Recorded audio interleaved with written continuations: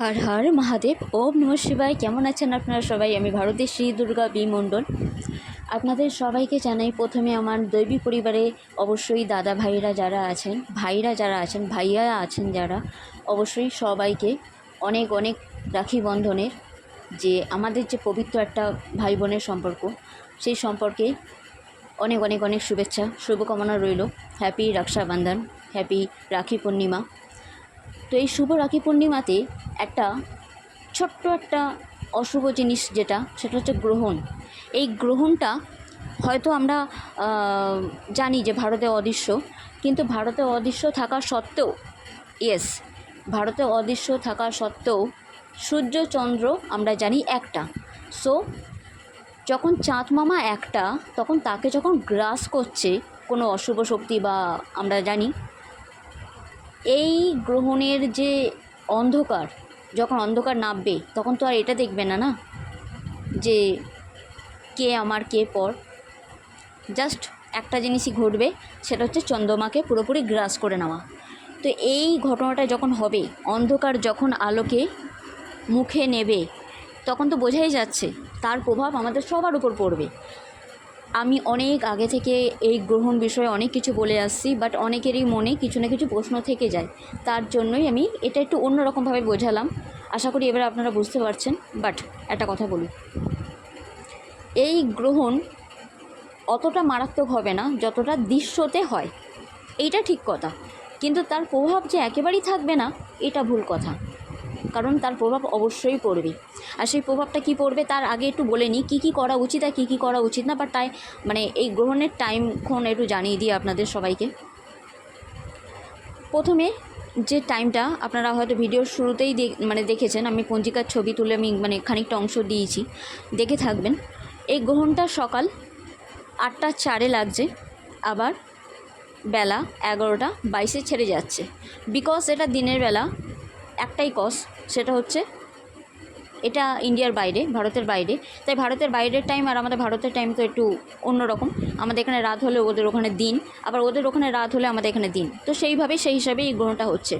পূর্ণিমা যেহেতু বৃহস্পতিবারে পড়েছে, আর অবশ্যই 9:45 নাগাদ পড়েছে সকাল, আর ছাড়বে পূর্ণিমা যেটা আছে সেটা হচ্ছে 9টা, আই থিঙ্ক লগভগ 9:30 বললেই ভালো হয়।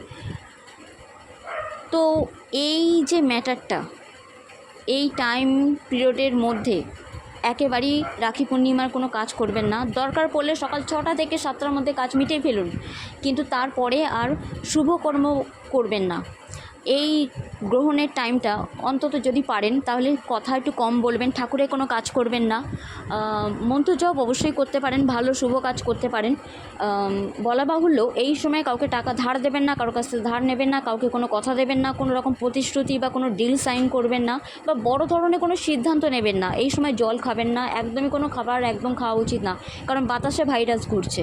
তাই বাতাসে যখন ভাইরাস ঘোরে আমরা কি জানি যে একদমই মুখে কিছু তোলা উচিত না।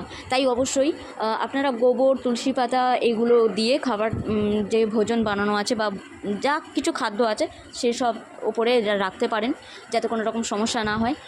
সকালবেলা উঠেই গোবর জল দিয়ে পুরোপুরি বাস্তু ছড়িয়ে দেবেন, পবিত্র করে দেবেন। আর নুন জল দিয়ে ঘরটর একেবারে পরিষ্কার করে নেবেন, মোছা যাকে বলে, পরিষ্কার করা, মেজে পরিষ্কার করা। আর যে মেন ডোর, মুখ্য দ্বারেতে ডান দিক থেকে বাঁ দিকে গোলমরিচের গুঁড়ো দিয়ে দেবেন, হলুদের গুঁড়ো দিয়ে দেবেন, ঠিক আছে।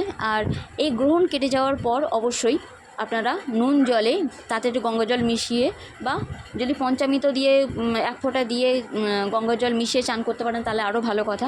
বাট যদি কিছুই না থাকে তাহলে সন্দক নুন নেবেন বা পিঙ্ক সল্ট নেবেন, নেওয়ার পর তাতে একটু গঙ্গাজল মিশিয়ে অবশ্যই সেই জলে স্নান করতে পারেন। জল কিন্তু আগে ভাগে তুলে রাখবেন না, পরে তুলে স্নান করবেন। সে পুকুর থেকে হোক, কিংবা কলের জল হোক, কিংবা টাইম কলের জল হোক, কিংবা যে পাম্প মারফত যেটা জলে তুলে রাখেন সেই ব্যাপারটা হোক। আশা করি আমি সব রকম বলে দিলাম। হ্যাঁ, তাতে 1 চুটকি হলুদ আপনারা দিতে পারেন, ওকে, কাঁচা হলুদের রস কিংবা গুঁড়ো হলুদ দিতে পারেন। এবার আমি বলি, এই গ্রহণ আপনাদের জীবনে অনেক বড় পরিবর্তন আসছে, তাই চেষ্টা করবেন এই টাইমে অশান্তি যেন একদম না হয় গৃহেতে যদি পারেন তাহলে মহামৃত্যুঞ্জয় মন্ত্র আর গায়ত্রী মন্ত্র অবশ্যই জোরে জোরে চালিয়ে, মানে যাতে পুরো ঘর সমস্ত ঘরে যেতে পারে সেই কাজ করবেন।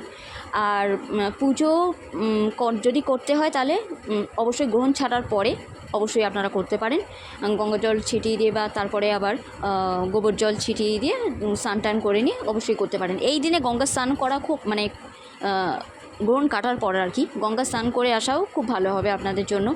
আপনারা ভাই বোনেরা একে অপরকে গিফট দিতে পারেন, তবে যা কিছু করবেন এই গ্রহণে আগে করবেন, গ্রহণে পরে করবেন, তার মানে গ্রহণের মাঝখানে কিছু করতে যাবেন না। যারা অসুস্থ তাদের আমার কিছু বলার নেই, ভগবানের নাম নেবেন, আসছি না বলে বলে ওষুধপত্র খাবেন, মানে মেডিসিন খাবেন বা খাদ্য খাবেন। যারা অসুস্থ বা যারা প্রেগনেন্ট লেডিরা আমি আগা করেই বলি, গম বাটা গর্ভের ওপরে লেপন করে নিয়ে আপনারা চুল ভালো করে বেঁধে রাখবেন, মাথার গর্ভ চাপা দিয়ে রাখবেন। অবশ্যই সবাই সাবধানে থাকবেন এটাই, কারণ এই গ্রহণ অনেক পরিবর্তন আনছে আপনাদের।